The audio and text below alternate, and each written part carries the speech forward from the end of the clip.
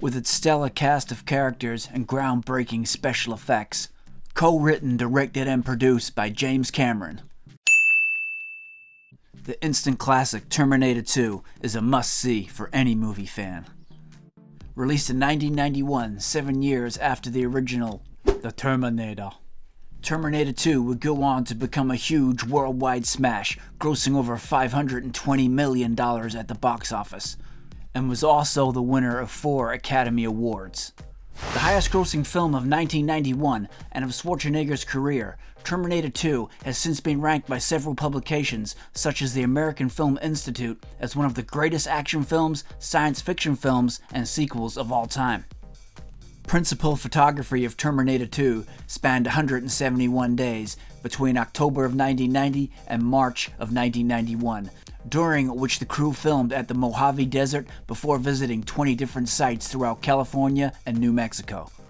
The film follows Sarah Connor and her 10-year-old son John Connor as they are pursued by a new, more advanced Terminator, the liquid metal shape-shifting T-1000, sent back in time to kill John Connor and prevent him from becoming the leader of the human resistance. A second, less advanced Terminator is also sent back in time to protect John. It's just a matter of which one will get to him first. Armed with his pump-action shotgun, the T-800 will stop at nothing to protect John Connor. Having to combat the liquid metal T-1000 at every turn, Sarah Connor now has to trust the T-800, which she had battled in the first Terminator movie. Come with me if you want to live. John, his mother Sarah, and the T-800 must now form a group to take down the T-1000. However, midway through the movie, we see Sarah Connor taking the future into her own hands as she goes after Miles Dyson, the man most directly responsible for Skynet's creation. Now listen to me very carefully. Sarah goes to Dyson's home, however finds herself unable to kill him in front of his family. It's at this moment where John and the T-800 show up, and the group join back together again and actually work with Miles Dyson to destroy the technology which he has been developing, not knowing the repercussions it will have on future events.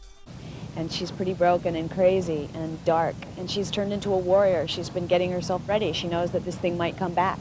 T2 shows great character development. For example, we see Linda Hamilton's character, Sarah Connor, go from a timid waitress to a total gun-wielding badass. And we even get to see John bring out a sensitive side to the T-800. You just can't go around killing people. Why? What do you mean why? 'Cause you can't. Why? But make no mistake, this movie is all-out action as the group assembles weapons, takes on an entire police force, and battles to the ultimate showdown with the T-1000. Hasta la vista, baby. As it plays its mind-bending, shape-shifting tricks. This movie is a non-stop thrill ride with a strong story, a killer cast, and mind-blowing action and special effects which will leave you wanting more.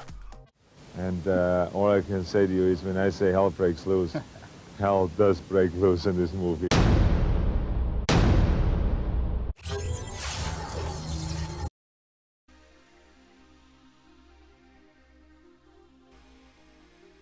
So my final rating for Terminator 2 Judgment Day is 9.4 robot heads out of 10.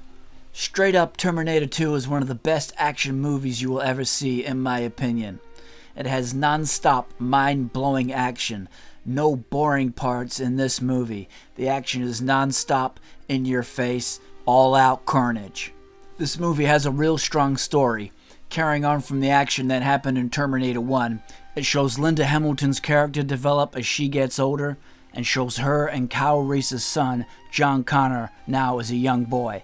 So you get all those payoffs from Terminator 1, plus the interesting twist of a good Terminator and a bad Terminator.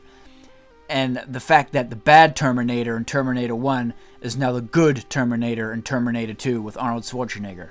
So there's some really cool stuff going on there.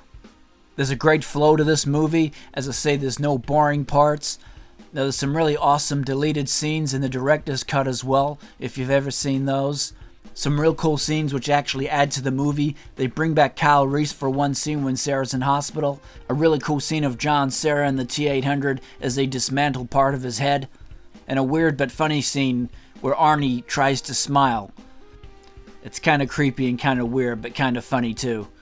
And they kind of bring that back in Terminator Genesis. If you've seen it, you know what I mean. Some really good acting in this movie. The performances are top-notch. They're all on point. The actors do their job really well. They're really believable.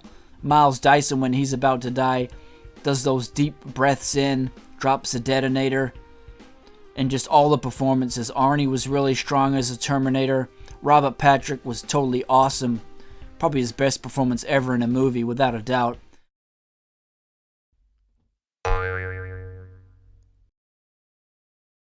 Sarah Connor was just a complete 180 from T1, and John Connor, Edward Furlong, in his first ever performance, unbelievable. Really good job. Now, as we all know, having good music in your movie and a good theme is very important, and Terminator 2 does not lack in that area at all. T2 has an awesome theme written by Brad Fiedel. Unforgettable, really adds to the movie so much.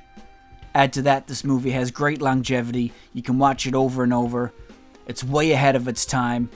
Terminator 2 is a must for any home movie library. Go check it out.